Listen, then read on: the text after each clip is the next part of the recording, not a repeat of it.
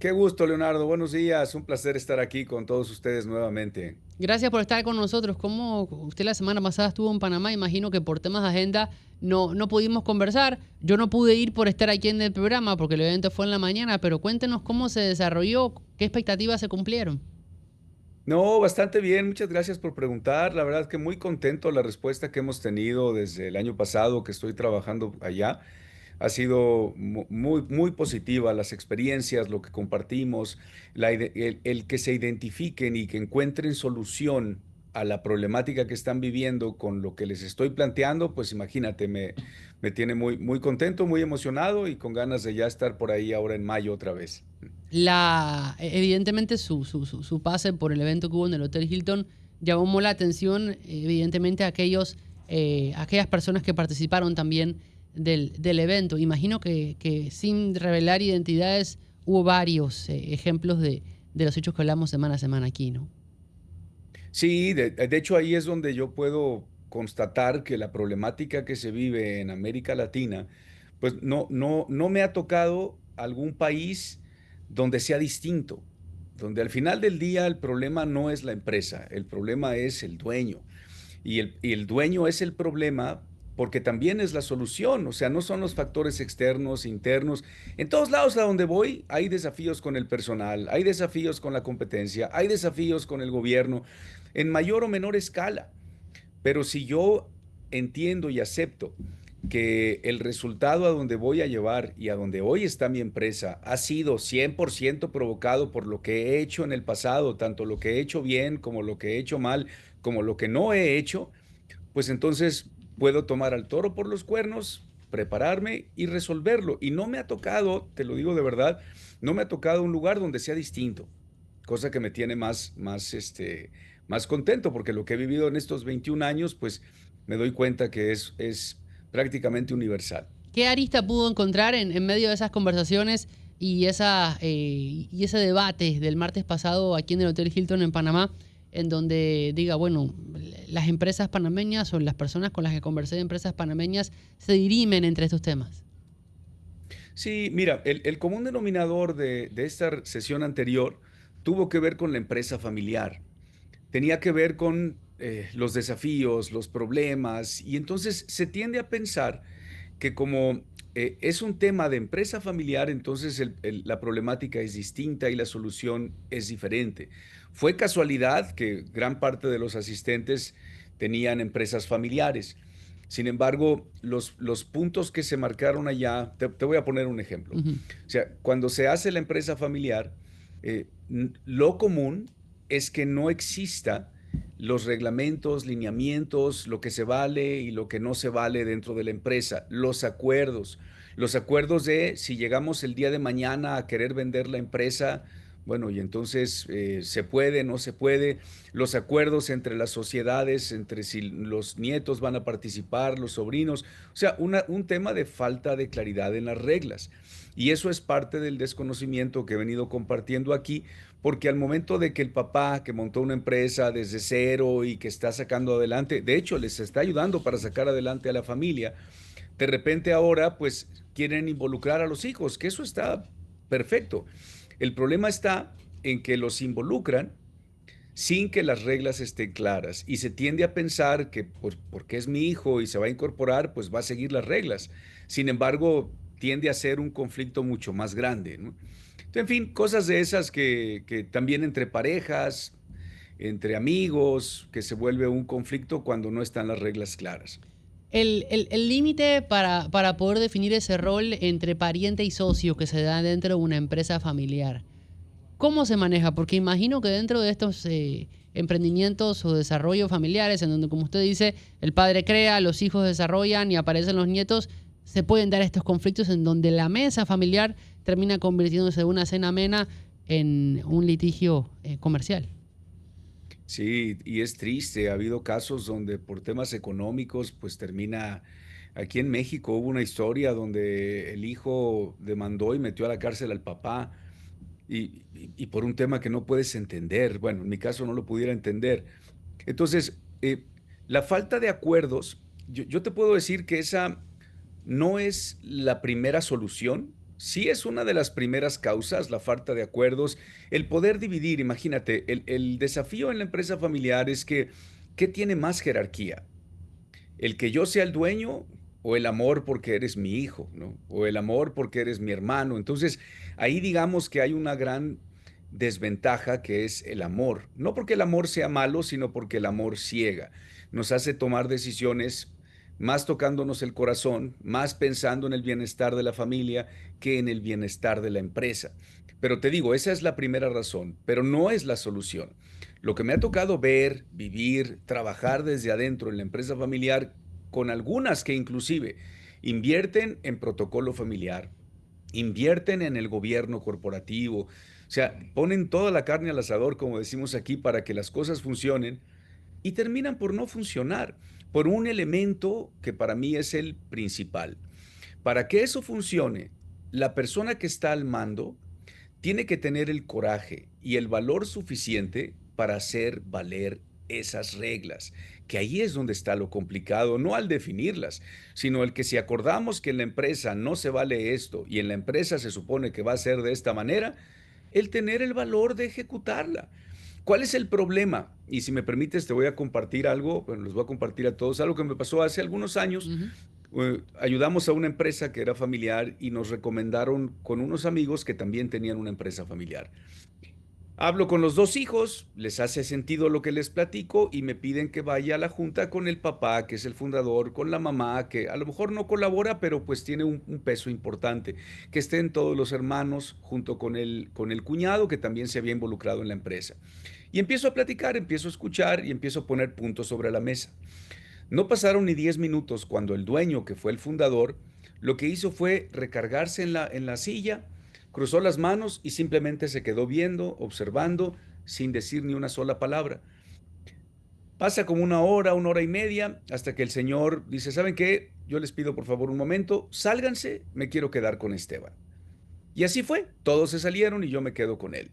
Y me dice, mira Esteban, todo lo que dices sobre las reglas, todo sobre lo que dices que es error nuestro, el hecho de estar de cierta manera malcriando, que porque cuando uno de mis hijos empezó conmigo, yo le ayudé con un carro, pero cuando se incorporó mi otro hijo, resulta que a la empresa le iba mejor y entonces le ayudé con un carro mejor que el que le había dado a mi primer hijo.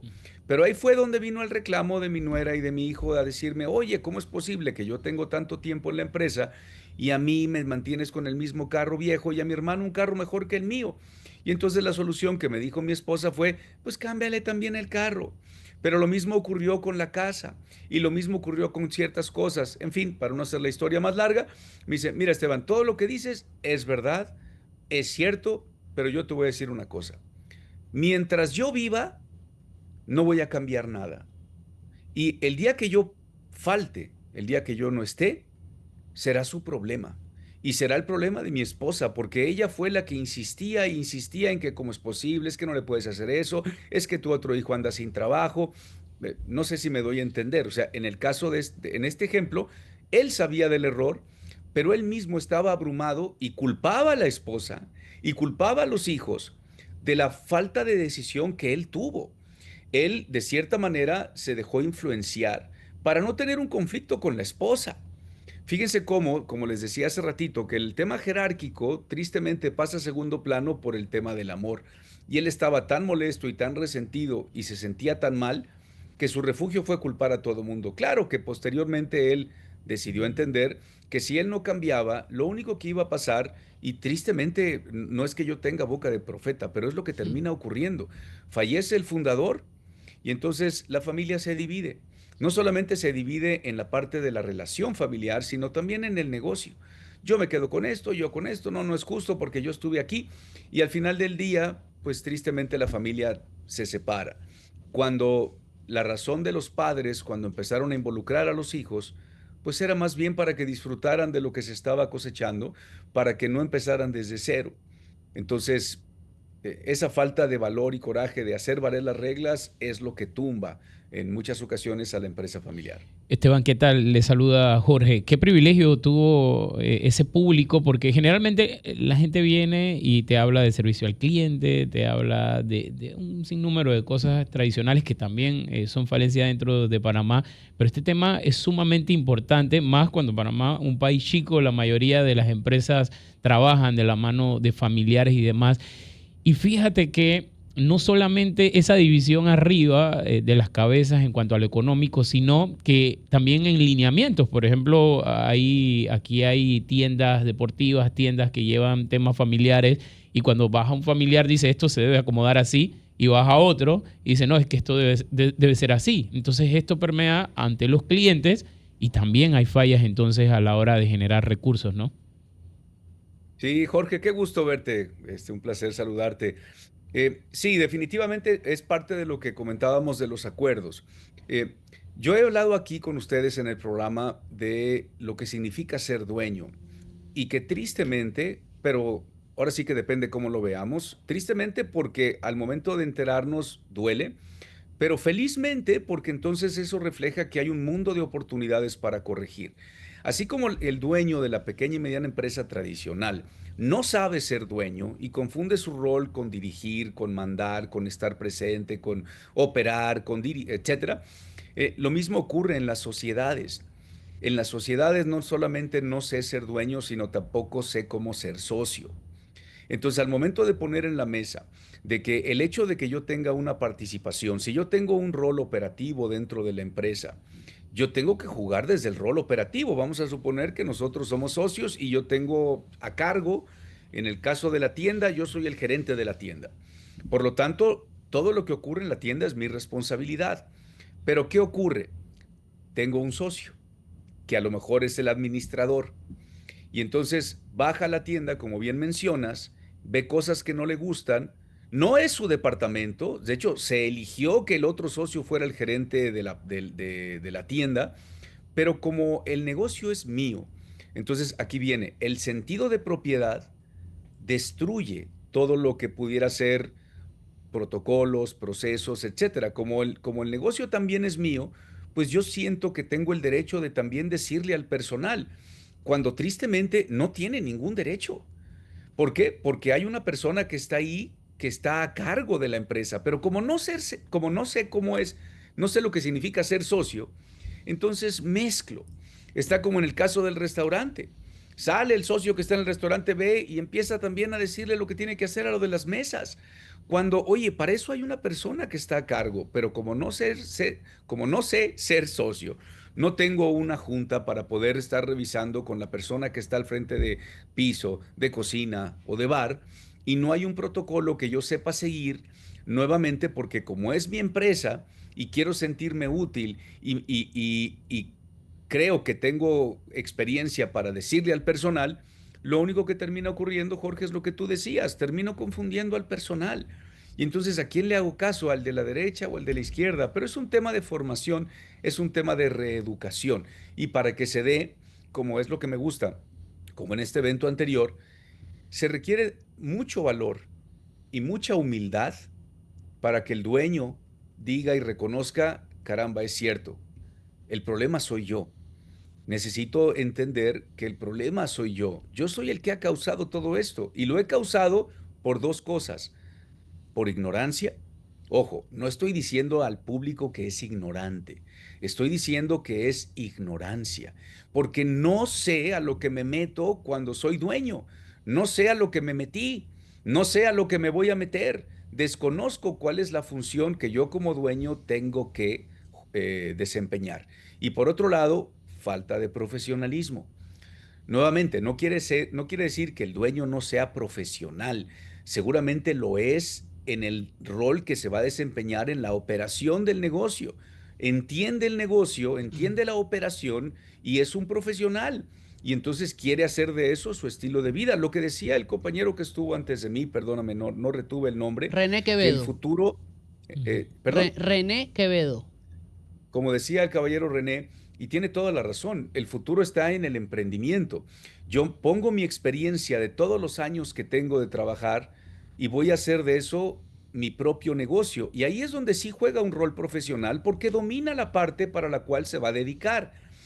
Lo que no domina, y ahí es donde yo llamo la falta de profesionalismo, es a entender cómo se construye y desarrolla un negocio, que no tiene nada que ver con la parte operativa.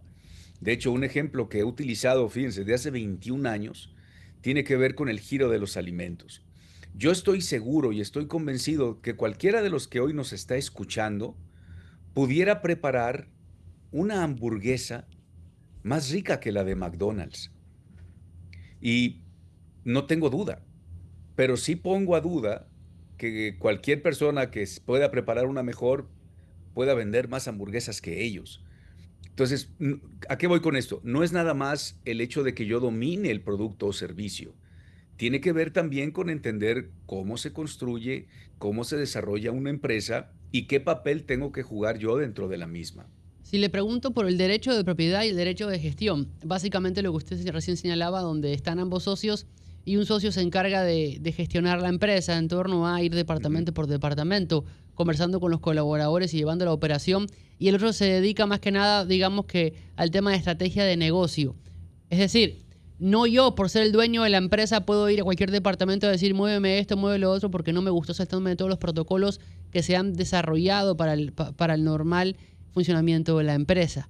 ¿Cómo le explicamos a ese oyente que nos ve, que nos escucha y a aquel televidente que nos ve hasta ahora directamente cuáles son las funciones tanto del dueño de la empresa como de o el socio que se asignó para manejar la operación o del gerente que se contrató para llevar a cabo el desarrollo de la funcionalidad de la misma?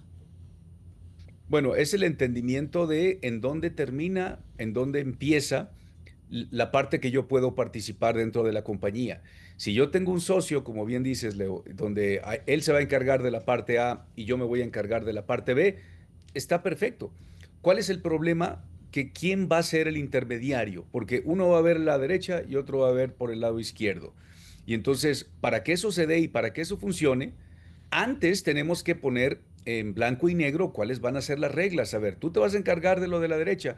Perfecto. Por lo tanto, tú tienes un rol operativo, tienes un trabajo que vas a desempeñar a la empresa y tienes que rendirle cuentas a los dueños. Y en esa parte es donde la mayoría se pierde. Tengo que rendirle cuenta a los dueños. Y dice, bueno, yo también soy dueño. Sí, Exacto. suponiendo que ese dueño es de la mitad, eres dueño de la mitad. Y yo soy el dueño de la otra mitad. Por lo tanto, como tienes que rendir cuentas al dueño, ahí empieza un tema de ego, un tema de soberbia. No digo que en el 100% de los casos, comento, digamos que es algo común. Y me confundo porque entonces a ver, yo no le voy a rendir cuentas a mi socio, yo a él no le rindo cuentas, yo dejo que él esté libre y haga. Fíjate cómo el no entender cuál es el papel que debemos de jugar como sociedades, donde, ok, yo voy a jugar esto y tú vas a jugar este otro rol, pero tenemos que revisarlo y tenemos que rendir cuentas, digamos que a un consejo simulado. Y entonces, en ese proceso de reeducación, ambos dueños tienen que empezar a jugar roles que no conocen, que no les gusta, que no dominan, inclusive que hasta en cierto punto lo evitan, porque no es sencillo, ¿no? Digamos que cuando la empresa va agarrando un nivel mayor de madurez, se vuelve un poco más simple el que los dueños puedan entender cuál es el rol que les compete como socios. No sé si me estoy dando a entender. Sí, y básicamente en base a esto, por ejemplo, cuando estamos hablando de una empresa familiar, digamos que se crea un consejo de administración, es decir, una junta directiva que se encargue del desarrollo de la empresa, en donde el dueño, el fundador de la empresa, forma parte, como usted mencionaba en el escenario de hace instantes, pero evidentemente la decisión se toma en este consejo que lleva a cabo la empresa. Yo le quiero preguntar, ¿qué rol jugaría un consejo de administración en donde se abra la puerta, se sumen miembros externos a la familia dentro de una empresa familiar para con eso lograr una neutralidad y un buen desarrollo de la operación sin que tengan que entrar en estos dimes y diretes entre padre, hijo, hermano, familiar cercano? Una especie de auditores externos. Sí, o miembros de la Sí, empresa que sean que no sean parte de la familia. eso siempre ayuda, siempre y cuando quienes están al frente, nuevamente fíjense cómo volvemos al punto que les decía que es la solución, siempre y cuando los que estén al frente tengan el valor de hacer cumplir esos lineamientos. Hace algunos años me tocó participar acompañando a una empresa que estaban contratando a un director general y les había gustado mucho y justamente una de las cosas que le encargaron era pues asegurar que el protocolo y las reglas del consejo se cumplan. Y esta persona llegó, nos gustó mucho su perfil y entonces la contratan en una empresa X, no importa cuál. Y habían unas reglas muy claras, que es que la familia no puede trabajar en la empresa. Ningún familiar, ni directo ni indirecto, va a trabajar en la empresa. Y esa fue una de las cosas o de las normas que le invitaron a proteger a esta persona que quedó como director. Llegan las fechas de Navidad, le toca conocer a mucha familia, y termina el año, arranca el nuevo año y esta persona ve que entra a la empresa uno de los yernos de los dueños. Entonces, cuando lo ve, pues se acerca a saludarlo respetuosamente. Ay, ¿qué tal? Buenos días, ¿veniste de visita? Le dije, no, no, no, vengo porque soy el nuevo gerente de mercadotecnia. Y entonces, lo que nos platicó este señor, que de manera muy respetuosa lo manda a llamar y le dice, oye, quiero platicar contigo. ¿Para qué? Para decirte que no es posible. Lamento mucho la confusión, pero te pido que te retires porque las reglas dicen que ningún familiar va a trabajar aquí. ¿Y qué creen que fue lo que ocurrió? Fíjense, lo más curioso de todo esto fue que terminaron despidiendo prácticamente de inmediato a ese director. Y yo no lo podía entender, digo, pero ¿cómo despides al director porque corrió a tu yerno cuando la razón por la cual tú lo contrataste fue para que cuidara esas reglas y que no trabajara ningún familiar? No sé si pueden ver cómo hay una contradicción interna ahí. Sí, completamente. Y O sea, yo eso, puedo y, entenderlo, ujú. pero hacerlo valer es lo que cuesta, lo que la mayoría de ahí Las fracasa. reglas. La ejecución de las reglas. ¿Por qué? Porque con todo respeto nos tiemblan las piernas en ese papel, ¿no? En espacios anteriores hablábamos, y lo asocio, ¿no? De la necesidad de fijar salarios a los familiares o a los dueños de la empresa. Es decir, que yo como dueño no pueda meter la mano en la caja común de la empresa para sacar fondos, comprarme lo que yo quisiera, sin ningún tipo de orden, ni gestión, ni contabilidad. ¿Qué tan necesario es en empresas familiares poder dejar claro las reglas para la estabilización y el pago de sueldos a cada uno de los que integran esa empresa familiar? Igual de importante, de la misma manera. De hecho, en algunas ocasiones, Leo, cuando tenemos algunos miembros familiares que no aportan nada, más bien destruyen, se vuelve muy complicado para la familia, porque por un lado está quienes no, pero manténlo, es bueno, va a cambiar, etcétera, pero lo único que hacen es contaminar la empresa y pues digamos que tenemos entonces ahora más enemigos. En muchos casos, más de los que yo quisiera, la solución ha sido muy sencilla. Se despide al integrante de la familia y eso es lo que genera complicación, pero lo que gusta es, se le sigue pagando su salario, el mismo que tenía cuando estaba, pero es más, no vengas a trabajar ni te mortifiques. Sale más barato para la empresa que no esté a que esté. Y entonces, ¿qué pasa? Se contrata gente para que haga ese trabajo y se asume como parte de la carga de salarios y el resultado es mucho mejor porque eh, lo digo con respeto también, pero le digo a las personas, oye, tú te cortarías un brazo. Y la mayoría me dice, no, Esteban, estás loco. Le digo, pero si tuviera gangrena, no, si tuviera gangrena sí me lo quitaba. Bueno, tristemente en muchos casos así pasa, ¿no? Está lleno de gangrena. Esteban, y en el caso, porque muchas veces definen y dicen, y si volvemos al tema de las tiendas, dicen, ok, bueno, tú te vas a encargar de 5 tiendas, acá de otras 5 más. Sin embargo, es una marca general que el público detrás no sabe qué está pasando como familia, pero la forma de atender, el layout, el merchandising o lo que se dé allí dentro de ese lugar es variante. ¿Es considerable hacerlo de esa forma? Mira, no es lo ideal, por supuesto que no. ¿Por qué? Porque entonces hay inconsistencias y dañas a la marca. Lo que hay que ir es al punto que origina este problema. Ok, somos socios o tenemos una empresa familiar y eso que se requiere valor, el decir, mira, tú te encargas de tal sucursales, yo me encargo de la otra, viene soportado por pura buena voluntad, ganas de salir adelante y con el compromiso de que nos vaya bien. Pero tristemente son solamente esos ingredientes que en un inicio hacen falta, en un inicio son necesarios, esa identidad de emprendedor, de luchón, trabajador, me enfrento a cualquier desafío, me enfrento a cualquier problema, que sin duda es válido, digamos que viene a tener un peso específico cuando ya no basta con el hecho nada más de querer estar para cooperar, para echarle ganas, como se dice, sino que ya el problema se da porque la persona que está al frente ya de cierta manera quedó rebasada.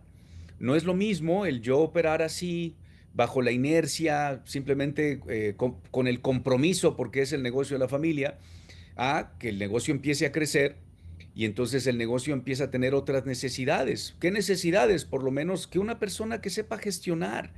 Algo tan simple como una persona que sepa de verdad gestionar. Y cuando me refiero a gestionar, me refiero a tener resultados a través de los equipos de trabajo. Es muy distinto tener una persona que sabe gestionar, ¿a qué me refiero? A lograr resultados a través del equipo, hacer que el equipo brille, hacer que el equipo resuelva y que sea a través del equipo que crezca la empresa para que entonces crezca el equipo también. Es bien diferente eso a alguien que sabe mandar, a alguien que sabe dar órdenes, a alguien que sabe cuidar. Y si se fijan, es un proceso de cierta manera donde en un inicio me funcionaba, pero ahora tengo que subir de nivel y tengo que aprender a solucionarlo desde otro lugar. Usted recién hablaba de innovar. Hay un término que le llaman el fantasma del fundador, ¿no? En donde el padre o la cabeza de la familia va a crear la empresa, la desarrolla, la lleva a cabo, la empresa crece y entra la segunda generación de la familia a poder manejarla, sigue con los lineamientos de la primera generación y luego llega la tercera generación. Al llegar a la tercera generación, digamos que hablamos de 30 años después, la empresa sigue su camino, pero estamos frente a un nuevo mercado, frente a nuevas tecnologías. Y la segunda generación entra en disputa con la tercera generación porque la tercera generación quiere tecnologizar la empresa, actualizarla y llevarla a otro nivel, mientras la segunda señala hay que seguir como estamos hasta ahora porque esa es la herencia que dejó la primera generación y hay que mantenerla. ¿Cómo se lucha con este cambio generacional y con estas diferentes formas de pensamiento entre lo que dicen que hay que seguir la línea del fundador contra los que dicen que hay que innovar para poder desarrollar aún más la compañía? Bien, va de la mano con lo que platicábamos hace rato. Todo va a depender de quién esté al frente para que tenga el valor de ejecutar las reglas. Hay veces que la mejor persona para estar al frente es alguien de la familia. No es digamos que no es lo común. Ojo, no digo que no es lo común que el familiar esté al frente. Digo, no es lo común que la mejor persona para estar al frente sea el familiar. Entonces, si desde un inicio, y aquí me voy a remontar a querer resolver el problema de raíz, si desde un inicio la empresa familiar entiende que el desafío más fuerte que tienen tiene que ver con los sentimientos. No tiene que ver con el mercado ni con la industria. Tiene que ver con los sentimientos. ¿Por qué? Porque para que el negocio que hoy por hoy fue próspero para sacar una familia adelante, tan adelante que les dio para darle una mejor educación a sus hijos, una mejor calidad de vida que la que él tuvo, o sea, una empresa exitosa, el desafío va a ser, si yo no empiezo a separar, si yo no empiezo a ver los intereses de la empresa por encima de los de la familia, que esto es algo que siempre genera un poco de controversia si no lo explico bien. Debo de anticipar, tengo que proteger primero a la empresa y después a la familia. La gran mayoría lo ve al revés, dice, ¿cómo? Pero si la empresa lo hicimos para cuidar a la familia. Sí, pero no a expensas de la empresa. Yo no voy a sacrificar a la empresa por la familia. ¿Por qué? Porque si yo empiezo a ver por los intereses de la familia primero y voy saqueando a la empresa para estar cuidando los intereses de la familia, voy a acabar por tener una empresa que fue muy próspera para sacar a una familia adelante y ahora resulta que para que mantenga el estándar de vida ahora de 3 o 4 familias, cuando la empresa no creció 3 o 4 veces. Si la empresa está bien, si la empresa está sana, a la familia nunca le va a faltar. Si yo como fundador hablo con la familia y tengo claridad de que mi mejor legado va a ser el beneficio de que mi familia pueda disfrutar de lo que mi empresa ha construido, en lugar de pensar que el legado es que mi familia trabaje en lo que yo he construido, digamos que esa estadística de que en la tercera generación se desaparece, termina por eliminarse, deja de tener sentido. Ahora bien, Si no lo he hecho y ya tengo a la familia involucrada y todo, pues yo como cabeza de familia tengo que, tristemente o afortunadamente, tengo que ejercer la autoridad. Y a lo mejor me van a odiar y no me van a querer, porque entonces antes sí, todos los conflictos que surgen tiene que ver por el lado del lado emocional familiar. No, es que mi papá me hizo esto, no, es que mi tío hizo por aquello, y entonces se vuelve un conflicto.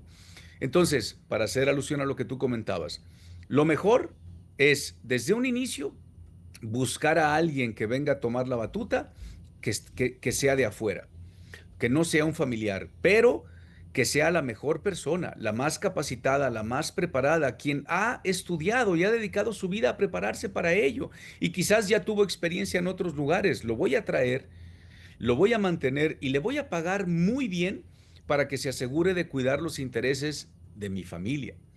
Esa es la parte que es complicada. De hecho, si quieren profundizar más de este tema, yo les recomendaría que estudiaran al maestro. Al maestro de maestros de todo esto se llamaba Sam Walton, el fundador de Walmart, del fundador de Sam's.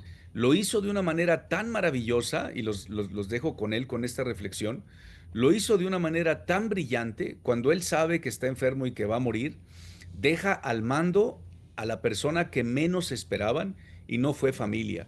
Él se aseguró que estuviera la mejor persona para hacer crecer la empresa y a raíz de la muerte de Walton, cuando se queda este Sadowitz al frente, la empresa creció mucho más de lo que se imaginaban y la familia se quedó solamente trabajando en el consejo familiar, pero ese consejo, su función era solamente proteger los intereses de la familia.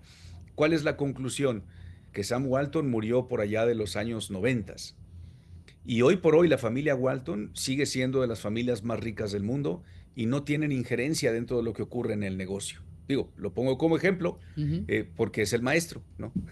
Claro, Esteban, ya en la parte final del tiempo que nos ha concedido esta semana, quiero darle el espacio para que pueda hablar con la audiencia e invitarlos nuevamente a poder contactarlo y, por supuesto, prepararse para este nuevo espacio que se va a tener en mayo, como dijo. Sí, gracias por la oportunidad. Mira, si tú tienes una empresa, esta es una invitación, tienes una empresa, te está yendo bien, tienes ventas, tienes un equipo de trabajo, pero por alguna razón estás insatisfecho, estás inconforme, específicamente por la falta de libertad. Si bien sí puedes viajar y puedes hacer cosas, pero tu cabeza no está más que dentro de la empresa y ya te diste cuenta que para que las cosas funcionan o ocurran, tú tienes que estar detrás del personal. Eh, si ese es tu caso, yo te invito a que te acerques con nosotros. Revisa, tengo más de 1200, 1100 videos en mi canal de YouTube que he creado a lo largo de los años compartiendo información. Tengo 13 libros publicados, de los cuales 9 son específicamente de los temas que vengo platicando aquí, para que vayas viendo cuáles son las alternativas que yo con mi empresa ponemos en la mesa. La principal solución está en ti. Como lo dice mi libro que se ha convertido ya en mi único hasta ahora bestseller, el problema no es tu negocio, el problema eres tú.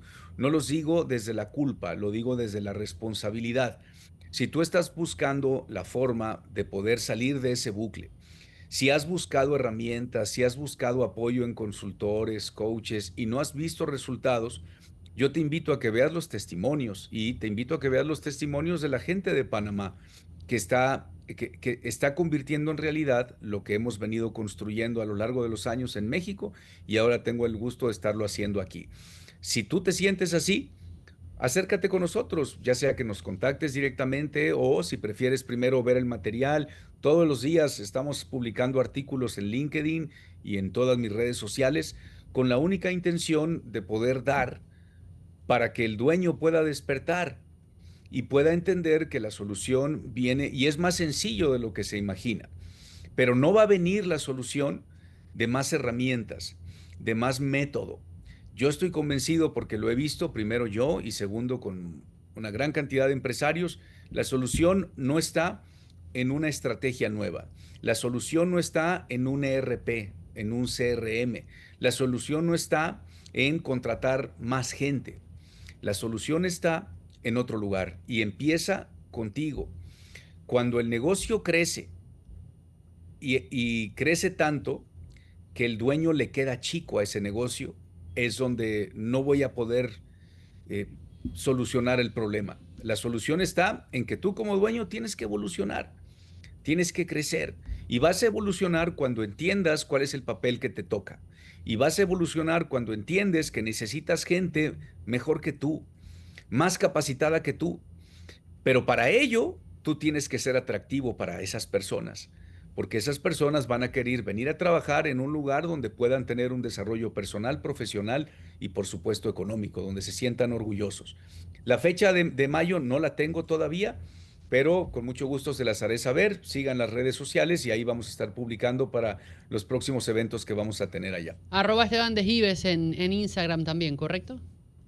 Sí, arroba Esteban de Gives. Soy Esteban de Gives en Facebook y en YouTube como Esteban de Gives. LinkedIn también como Esteban de Gives. Esteban, gracias y nos vemos la semana que viene. Gracias. Claro que sí, un placer. Gusto saludarles a Saludos, todos. buena semana. 8:45 minutos de la mañana en todo el país.